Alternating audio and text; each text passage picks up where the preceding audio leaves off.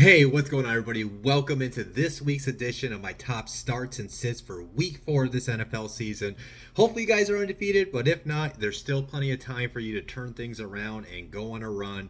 So let's go ahead and dive into this video. As always, you're getting my top 2 starts and sits for the quarterback, running back, wide receiver, and tight end position.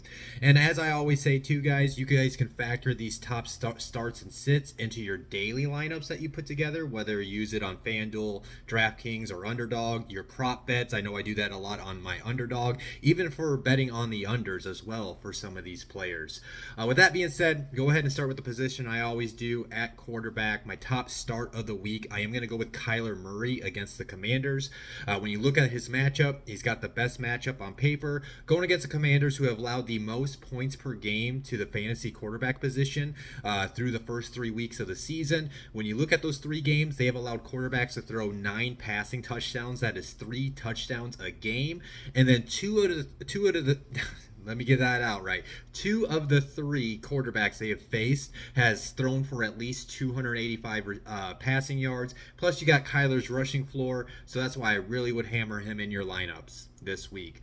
A sneaky start, even though people are kind of trying to pile on him right now, even though he did throw for 350 yards in this past Sunday. I do like Caleb Williams this week against the Rams.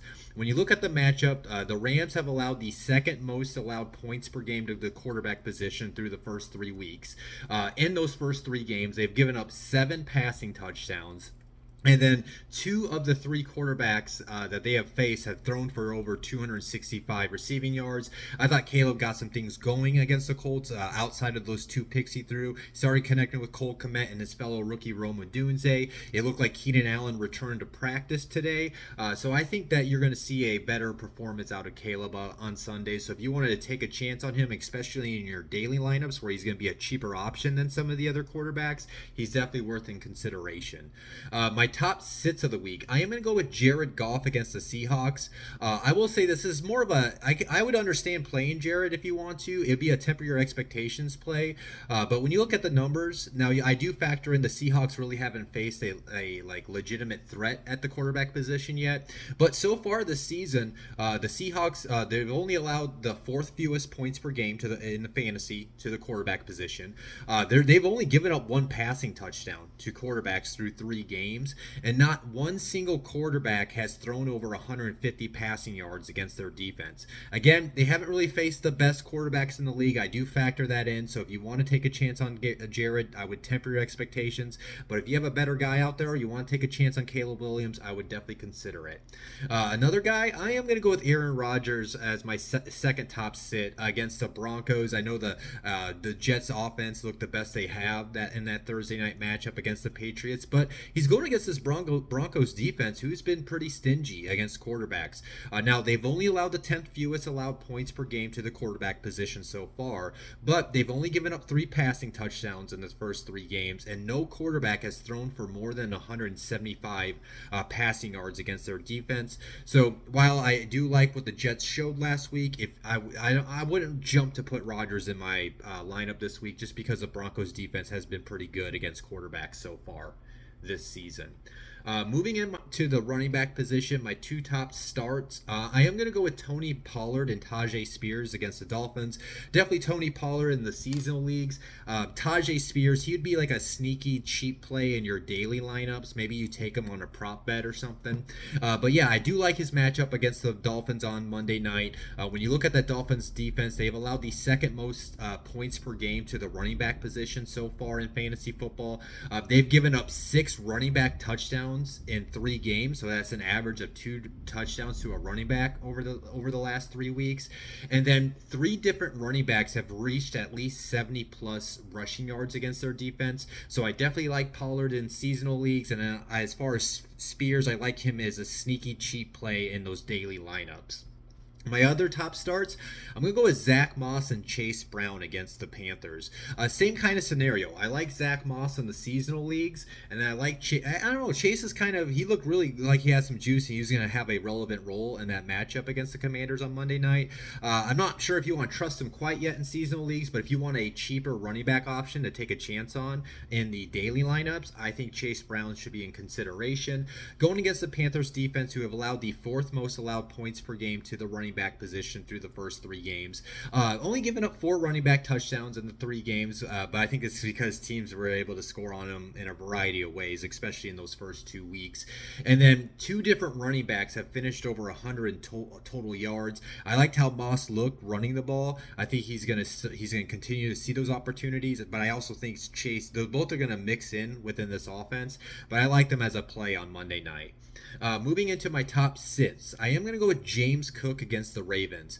Maybe you do have to play James Cook. Honestly, the league I do have him in, I'm probably going to leave him in my lineup, but what I'm going to do is temper my expectations that he might not have the best game. But when it comes to like a daily lineup, I'm going to look to avoid James Cook. When you look at this matchup, the Baltimore Ravens have allowed the 4th fewest points per game in fantasy to the running back position, only given up 2 running back touchdowns in their first 3 games, and not one single running back has finished over 50 rushing yards against Baltimore. So he has a very tough matchup.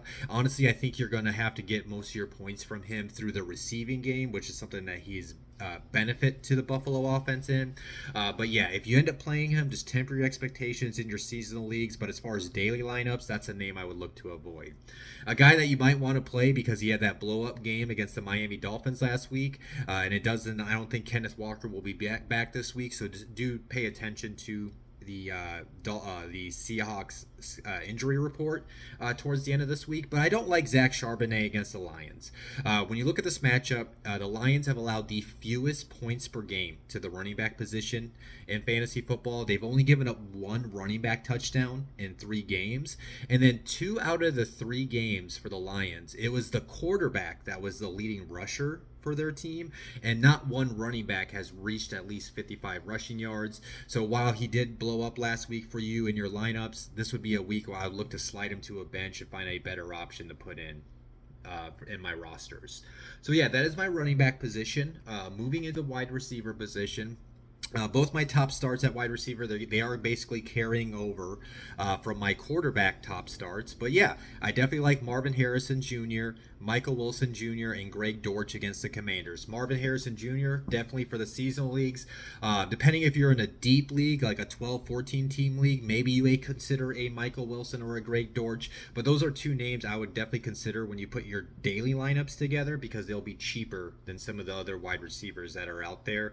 But when you look at this matchup, they have allowed the most points per game to the wide receiver position. As I mentioned with Kyler Murray, they have allowed 9 receiving touchdowns, and those 9 receiving touchdowns have gone to wide receivers in the first 3 games. And then in the first 3 weeks, they have allowed 4 different wide receivers to finish with at least 75 receiving yards. So that's why I'm definitely hammering in Marvin Harrison in my lineups, and I would definitely like to sprinkle in Michael Wilson or a Greg Dortch in my daily lineups this week.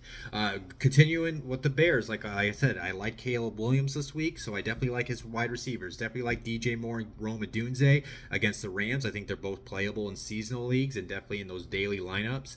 When you look at this matchup for them, they're going against a Rams defense who have allowed the 2nd most points per game to the wide receiver position so far this season. In the first 3 weeks, they've given up 6 receiving touchdowns to wide receivers. So that's, if you average that out, that's 2 touchdowns to the wide receiver position per game so far this year. And then when you look at what single wide receivers have done against the Rams defense, 3 different wide receivers have crossed over 100 receiving yards against them. So that's why I definitely like, if I'm going to start Caleb, I definitely would like to, especially if you stacked Caleb with either Romo Odunze or DJ Moore, I'll definitely try to take advantage of that in my lineups this week. Moving into my top sits, Jameson Williams against the Seahawks. I don't have Amon-Ra St. Brown listed here. Yeah, I would just temper my expectations if you play him. But like I said, the Seahawks haven't really faced a real legit quarterback. So that's why I think if there was a wide receiver to overcome this matchup, it would be Amon-Ra St. Brown, because he's going to get those targets. But this would definitely be a week I would look to avoid having Jameson Williams in my lineup against the Seahawks. They have allowed the fewest points per game to the wide receiver position. Only have given up 1 one receiving touchdown to a wide receiver in 3 games. And then the best outing a single wide receiver has had against their defense so far is 45 receiving yards. That was by Josh Reynolds for the Broncos in week 1. So yeah, I understand. That's why I don't have Amon-Ra St. Brown here listed here, because I do think he's still a safe play, because we haven't seen the Seahawks defense face a quarterback, at least at the caliber of a Jared Goff. But I would definitely not consider Jameson Williams in my lineup. Moving into the next top sits. These guys were my top sits last week. I did kind of catch some flack for saying to sit Tyreek Hill, but he only got 40 receiving yards against the Seahawks last week.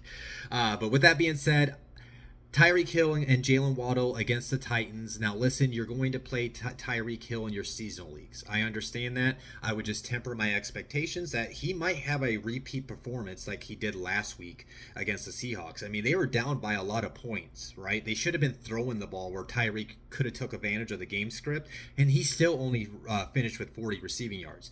That could very well happen, but it's Tyreek Hill. He could very well get to 100 receiving yards and 2 touchdowns in this game. So you're going to leave him in your seasonal lineups, but when you put together your daily lineups, I would definitely consider not playing him.